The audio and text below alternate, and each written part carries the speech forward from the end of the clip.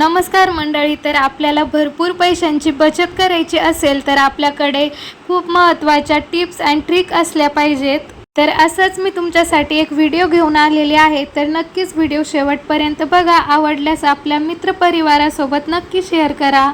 तर इथे आपली पहिली टिप आहे इस्त्रीसाठी। कधीतरी इस्त्री आपल्याकडून खूप जास्त गरम होते आणि कपड्यावरती ठेवल्यानंतर तो कपडा असा इस्त्रीला चिटकतो आणि अशीच जर आपण इस्त्री घासायला गेलो तर ती अजून खराब होते आणि त्यावरती ओरखडे पडतात आणि त्यामुळे मग आपली इस्त्री खराब होते आणि ती व्यवस्थित काम करत नाही। त्यामुळे त्याला आपण अशा वेगळ्या पद्धतीने साफ करणार आहोत, तर जास्त वेळही लागणार नाही। त्यासाठी आपल्याला लागणार आहेत गोळ्या। तर आपल्याकडे अशा भरपूर टॅबलेट असतात ज्या आपण वापरत नाही आणि एक्सपायर झालेल्या असतात। कोणत्याही गोळ्या घेतल्या तरी चालेल, 1-2 गोळ्या लागतात आपल्याला, फक्त जास्त लागत नाहीत। तर इस्त्री थोडीशी गरम करून घ्यायची आणि त्यानंतर इस्त्रीचं बटन बंद करायचं, पिन काढून घ्यायची। इस्त्री गरम झाल्यामुळे त्यावरचा कपडा जो असतो तो मेल्ट होतो आणि त्यानंतर मग अशी गोळी जर फिरवली तर तो एकदम पटकन निघून जातो। जास्त वेळ सुद्धा लागत नाही आणि तेव्हाच इस्त्री साफ होऊन जाते। फक्त थोडं लक्षात ठेवा, इस्त्री गरम राहते त्यामुळे बोट सांभाळून। अगदी ही टॅबलेट अशी छोटी झाली यावरती फिरवून तर दुसरी टॅबलेट वापरा, त्यामुळे हाताला भाजणार नाही आणि इस्त्रीचं बटन आपण बंद केलेलं आहे त्यामुळे काही घाबरायचं काम नाही। तर तुम्ही पाहू शकता, इस्त्रीवर जो कपडा चिटकलेला होता तो एक्सपायर झालेल्या गोळ्याच्या मदतीने आपण पूर्ण साफ केलेला आहे।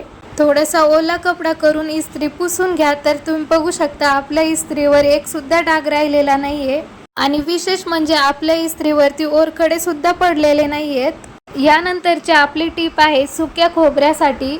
सुकं खोबरं आपण बऱ्याच वेळेस चिवड्यामध्ये टाकतो किंवा इतर मसाल्यामध्ये टाकायचं असेल तर आपण याचे बारीक तुकडे करतो। तर काय होतं, आपण बारीक तुकडे करायला गेलो की बारीक तुकडे होत नाही आणि खूप जास्त वेळ लागतो।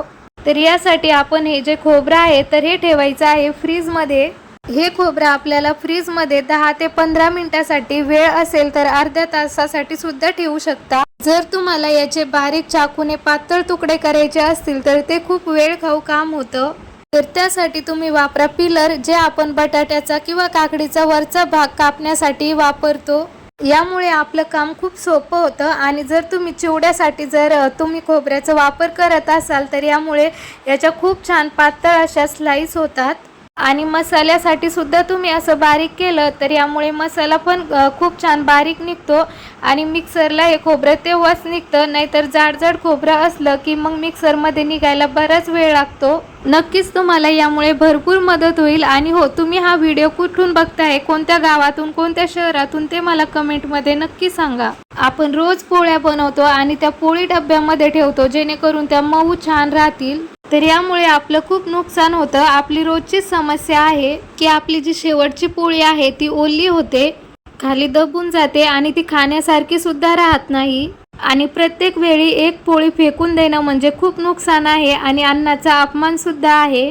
जर असा प्रॉब्लेम तुमच्या सोबत पण होत असेल तर एक छोटंसं काम करा, गरम पोळी जर डब्यामध्ये टाकली आणि वरतून जर झाकण लावलं तर त्यामुळे पाणी सुटल्यासारखं होतं। तर वाफेने हा प्रॉब्लेम होतं। तर यासाठी आपल्याला एक छोटंसं काम करायचं आहे, ज्यामुळे आपल्या चपात्या मऊ सुद्धा राहतील आणि घामाने ओल्या सुद्धा होणार नाही। तर तुमच्या घरामध्ये सुद्धा अशा प्रकारचा चमचा किंवा झाऱ्या असेल किंवा मोठी चाळणी असेल तरी सुद्धा चालेल। तर ती चाळणी अगोदर आपल्याला डब्यावरती ठेवायची आहे आणि त्यानंतर मग गरम पोळ्या ह्या अगोदर या चाळणीवरती ठेवायच्या आणि थोड्या थंड झाल्यानंतर डब्यात ठेवल्या तरी सुद्धा चालेल। यामुळे आपल्या पोळ्या एकदम छान राहतील। त्यानंतरची टीप आहे आपल्याकडे असणाऱ्या वस्तूंसाठी ज्या की सेलवरती चालतात। ती रिमोट कार असो किंवा वेट मशीन किंवा अशा प्रकारच्या कोणत्याही वस्तू। यामुळे काय प्रॉब्लेम होतो, अशा वस्तूंमध्ये जो सेल लागलेला असतो, छोटीशी जी बॅटरी असते, ती बॅटरी जर आपण अशीच यामध्ये ठेवली तर ती लवकर खराब होते किंवा संपते। पॉवर लो होतो वापर केला तरीही आणि वापर नाही केला तरी सुद्धा। यामुळे आपले भरपूर पैसे वाया जातात। लहान मुलांच्या ज्या खेळणी असतात ते वापरत नसतात, अशाच ठेवून दिलेल्या असतात। अशाच ठेवून दिलेल्या असतील तर त्यासाठी हे छोटंसं काम करा, त्यामुळे तुम्हाला भरपूर मदत होईल। किंवा आपल्याकडे अशा प्रकारच्या छोट्या मोठ्या वस्तू असतात की ज्या आपण दररोज वापरल्या जात नाही, ज्यामध्ये अशा प्रकारची बॅटरी असते, सेल असते, तर ते आपल्याला काढून ठेवायचे. जर तुम्हाला काढून ठेवून इकडे तिकडे हरेल, तुम्ही विसरसाल असं वाटत असेल, तर तुम्हाला एक छोटंसं काम करायचं आहे. ते म्हणजे हे सेल काढून उलट्या दिशेने लावायचे आहे.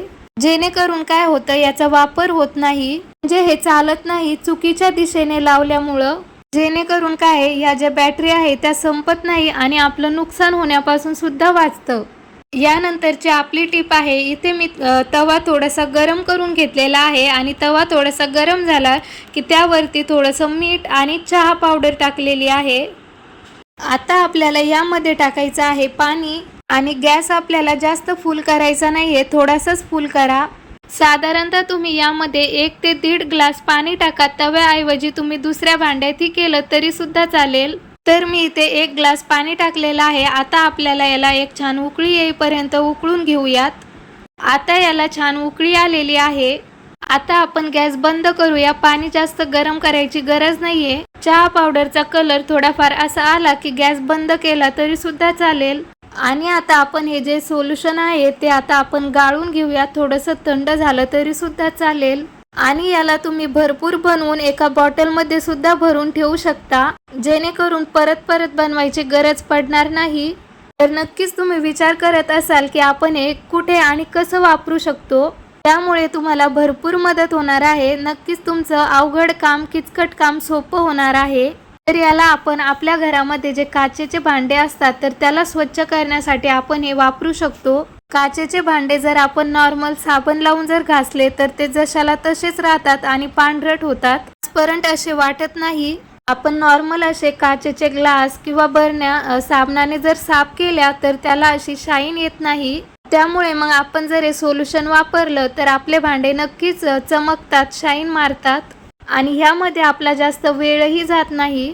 या ग्लासमध्ये नॉर्मल असं हे सोल्युशन टाकायचं आहे आणि नॉर्मल असं आपल्याला एक हात फिरवायचा आहे आणि नॉर्मल पाण्याने आपल्याला हे धुवून काढायचे आहे. तर फक्त आपल्याला एवढंच करायचं आहे आणि आपले जे काचेचे भांडे आहेत तर ते खूप छान शाईन करतात, चमकायला लागतात. साबण लावायची अजिबात गरज नाही. साबणाऐवजी तुम्ही नेहमी हे सोल्युशन वापरा, तर तुमचे काचेचे भांडे नेहमी चमकत राहतील. यामधली तुम्हाला सर्वात जास्त कोणती टिप आवडली ते मला कमेंट बॉक्समध्ये नक्की कळवा. व्हिडिओ जर आवडला असेल तर व्हिडिओला लाईक करा, शेअर करा आणि आपल्या चॅनलला नक्की सबस्क्राईब करा.